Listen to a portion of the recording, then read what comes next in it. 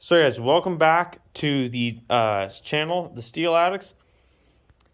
This is the Kohler cv224 powered mower, and I got a question, and I got a comment asking if I could show where I bought the fuel tank, and how I got the engine mounted, and how I was able to reduce the frame flex. So I went to Home Depot today. Grabbed some of this nice aluminum square tubing. Shebango. It's like, I don't know, like three quarters by 3/4, blah blah blah blah. Not very thick wall at all. 4-foot length. Boom. Attached the front of it to the mower. I had to saw the front this part out of the tubing because my sheet metal screws, my self tappers, are not long enough. The screw part is not long enough to go all the way through. So I drill that, boom, done. I did drill pilot holes with the drill and bolted that guy up.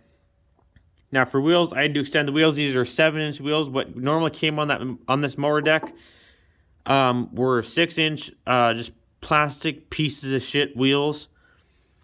These are 7-inch ball bearing wheels that you can just buy on Amazon. They're like Arnold's or something wheels. I don't know. Some crap. And I bought their wheel mounting bolts as well. Shebango. But I just finished this guy up, and it has 0 frame flex. Perfect. Lifts up and down, no frame flex. Frame doesn't give a shit. Doesn't move. While we're up here, this hour meter, I do have 1.3 hours on this motor right now. 1.3 hours. Currently doesn't read right. It read like 5,000 RPM earlier, which is not right at all. So I just had that cover off, literally just 5 minutes ago. I just had the top cover off, and unturned the wire a turn or so, which is what it says if you have too high of an RPM reading in the manual for that tachometer. Now, this engine I bought from SLE Equipment. Screw you, SLE Equipment. Don't buy your engine from SLE Equipment. Well, I mean, you could, but you just got to buy the right one. There's a cheaper model that's like $430, which is what I bought, which they said came with the fuel tank, which it didn't. So I got into a big argument with the guys over at SLE Equipment.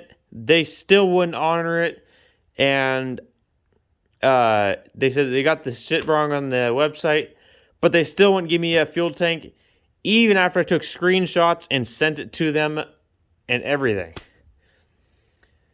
So fuck you, SLE Equipment. I'm not buying anything from you ever again. So I ended up going to kohler.com, buying the fuel tank itself, and buying this throttle assembly itself. Stop, full speed ahead, and choke. Works. Would I rather have the throttle mounted up here in my dashboard? Fuck yeah, I would. Is it? No. Do I give a fuck right now? No. I want it to be mounted right here for right now and just fuck off with it, pretty much. This fuel tank is off a Honda HR15 push mower. Where I work at, we had a customer's mower come in for repair, and it had 50 psi compression, and customer didn't want to fix it, and he wanted to get rid of it, so we ended up scrapping the mower. It's just this housing right here, the whole housing and stuff. This little recoil housing does come off, and the rest is a fuel tank and air shroud. Just took a Sawzall, my Milwaukee hacksaw, just cut the fuel tank part off, and just took the fuel tank and fuel lines off of it. And I did get a nice brand new E3 Tri-Fire spark plug to shove in it in this mower. This is my main mower for like mowing and stuff. the one that you guys saw in the straight piped Honda mowing video. There's a Onan 6.5 NH. We're currently having some storm. If you don't mind, I'm gonna take a break real quick and just wind's picking back up. Power flickered earlier today. It actually did shut off for about a minute. So if the power does go out, guess what I get to do? I get to call out of work tomorrow, and I'm gonna be so happy about that because I love power outages. And well, yeah, we'll get into that later. But right now we are talking about this mower. None of that other bullshit. So, how did I mount the motor? We already talked about the fuel tank. I literally just zip tied it. All I did, zip tie. Black zip ties, zip tied it in there. Genius. The fuel valve has no other purpose other than to connect fuel lines. That's it. Now, how did I connect the motor? Simple enough. So I got these aluminum blocks. Now, when I was in high school, our metal shop teacher didn't really give a shit. Didn't keep a good eye on us either. So, excuse my hand in my front of the camera. I was able to grab a bunch of these nice round aluminum pucks. They're exactly, perfectly 1 inch tall by 1.5 inches in diameter. From there to there, exactly 1.5 inches. And so these are perfect. Drilled 16 holes right through the center of them, and I have 7/16 bolts. I have super fine threads holding. Now this engine block does not come pre-tapped with threads. You have to tap them yourself. I don't know if this camera's gonna pick up how fine those threads are in that hole, but they're super fine threads. 7/16 bolt. Yeah, I just did that. Bolted it right through from the bottom of the deck up. Shebango.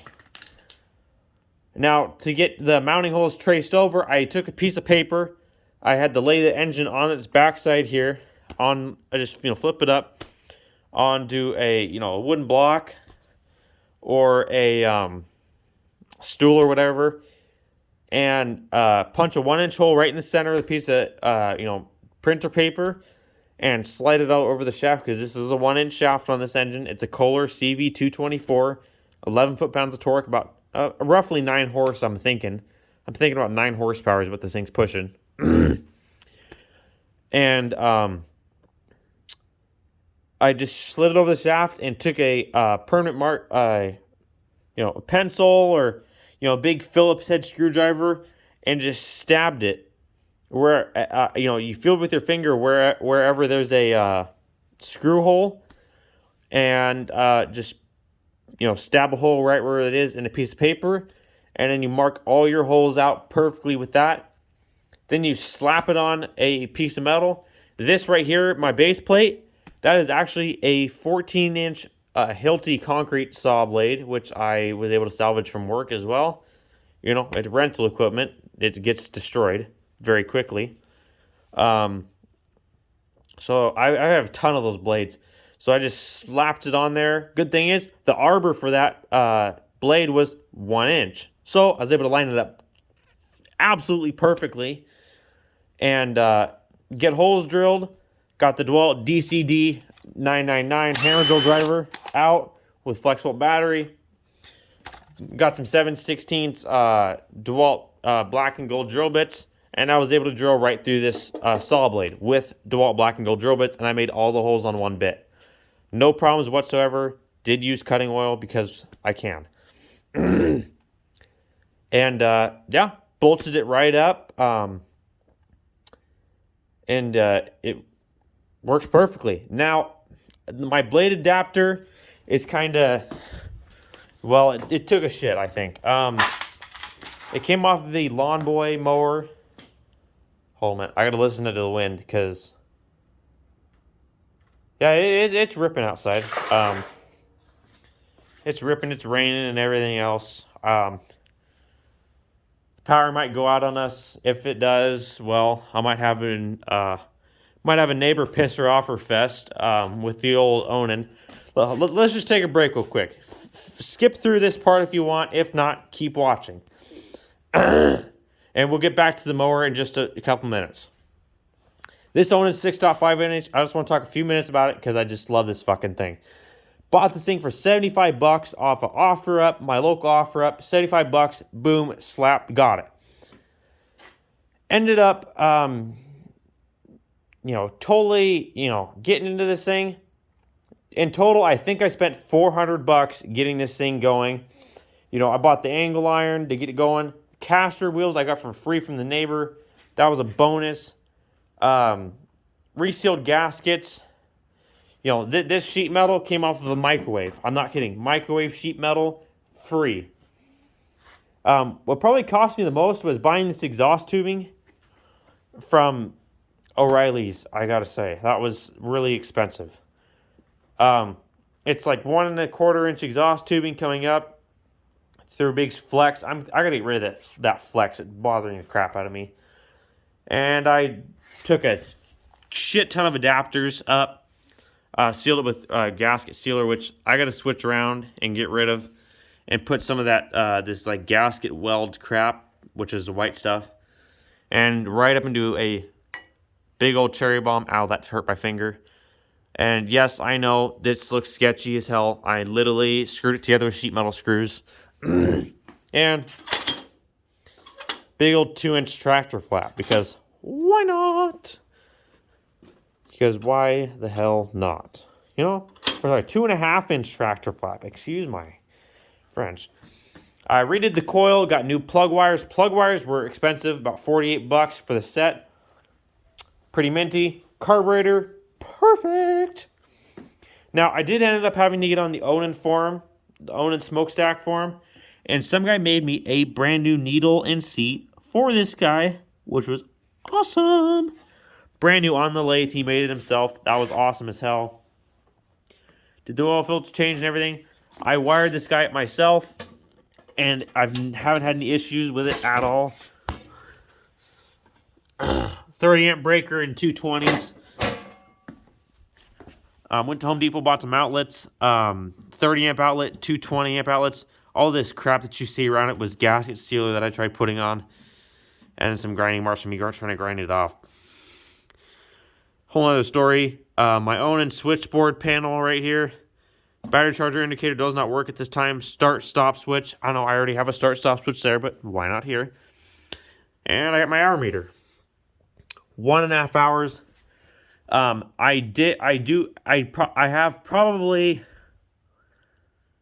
I have close to about 8 hours on this machine right now. I only put this guy on just recently, so that's not all of its runtime time hours that I have. Yeah, I wired the whole thing up, and this thing's just a beast. But and this is the DeWalt pressure washer frame and base plate. Ta-da! All right, back to the mower. About my blade adapter. Let me grab a flashlight real quick. Because you're not going to be able to see this without a flashlight, probably. Excuse my messy garage. It's literally a mess. Because I worked on the Honda ES 6500 generator today, and I had to get the onan in here, so. Let me get the flashlight in my hand in your way for a second. Ow, there's pieces of this deck that are sharp.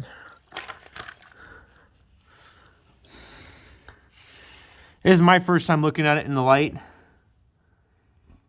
See that crack right there?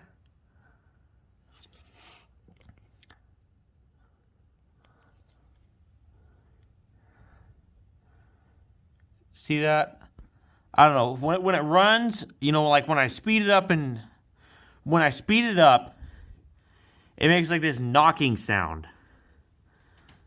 And it sounds like it's from down here, but that was not like that. Oh, sorry about that. But that was not like that when I first started. I think this motor just got too many balls for this blade adapter, and it's just gonna freaking blow it up. This blade I had to get custom ordered from at my local saw shop. It's an Oregon high lift blade with like their Gator mulching technology crap on it, which actually does work pretty damn good, and it's still a very high lift blade. Of course, with this kind of a build, you do want a very high lift blade because, why you may ask? Because with that heavy wet grass, you know, that this thing's made cutting and stuff, you need it to be chucked far. You know, you don't want it, you know, close up. You want it to be spread out, so you need to chuck it far as you know, as far as you can. You know, obviously that's why. But yeah, I think this blade adapter is going to go bye-bye here very soon. I just don't think it can handle the abuse of this Kohler cv224 and the constant bogging of the, you know, when I was mowing that tall grass, it's just bogs, and really, I don't know, it just seemed to make a lot of noise. I don't know. I don't know what the real problem is. Something is. I don't know what. You know, it doesn't have any play from what I can feel. So, I don't know. It's weird. I still gotta make myself a side discharge. I still gotta make myself a side discharge for this guy.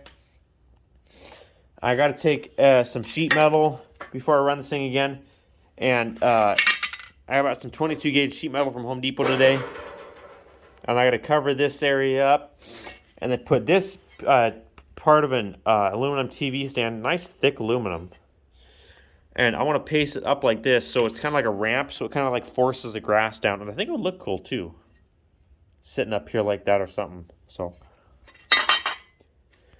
I'll be making spacers like that, but for now, that is that. I did overfill it. I'm running AMS oil, small engine oil in this guy. Yes, this is an oil filter. Now, should I modify the muffler or keep it quiet? I don't know. I like modifying things, so. Quarter turn dipstick, nice as hell. I did overfill this thing. It doesn't smoke, which is weird, but yeah, I'm gonna have to get one of those like vacuum oil pumps, because of like Amazon, and just suck the oil out, a little bit of oil out, because I'm not going to pull the bottom drain pan plug or one of these plugs or tip this thing over on side to drain the oil out. That's too much of a pain in the ass. The Cyclonic Air Filter did a damn good job. It does have a mesh screen over here. This is the only air intake that this thing has. Let me get around to the other side of the machine. And hold on. Let me grab a flashlight so you can see. So this is my third time trying this video. First time my phone died, and second time it got my account, storage got full. So yeah, look at that. That's it right there. That's your air intake for the motor. And I mean, really, there's no grass getting past that. When I pop this cover off, there's no dust and debris in it. You know, after mowing through tall, heavy grass, and, you know, grass was just flying all over the place. When I took this cover off yesterday after I got done mowing, the flywheel was full of grass. Again, I gotta make cover for this thing before I can mow anymore. You know, it just pops up with 2 spring clip tabs. That's it. Thing's a beast, and I love it. Please do not try to make one of these. Obviously, I got to say that for YouTube's sake, because yeah. But well, I mean, in all honesty, please don't try to make one of these unless you have a super safe way of making one. This at all is not safe. No safety features at all. This is literally sketchy as hell redneck. I mean, oh well, is what it is. This is more TV stand metal, by the way, and this is aluminum. Hand bent brackets out of some pieces of aluminum that got cut off a plasma cutter back in high school. Just strips of aluminum, not letting anything go to waste. Sheet metal screws, Allen screws. I like Allen screws, so yeah. Coated everything in Rust-Oleum paint restorer or rust restorer, and then they're here, I'll show you. Rust reformer, I painted that on first, a couple coats, and then I put this on next, and protective enamel. I sprayed a ton of that underneath the deck, so it'd be less likely to wear all out. And this is what I'm using for the top. Rust-Oleum neon paint. So yeah. Here's the old Onan's oil filter and the Honda ES6500 oil filter. Other than that, if you have any questions, put them in the comments, and there's going to be a lot more videos to come with this mower this summer and spring. Definitely going to take it to my grandma and grandpa's house, and they got some tall grass there I'm going to get after, and I'll probably go mow that neighbor's yard again with this thing, and let it rip again. Thanks for watching. Make sure to like, comment, subscribe, and hit the bell icon to get notified when I upload new videos. And yeah, stay tuned for some damn good content coming up.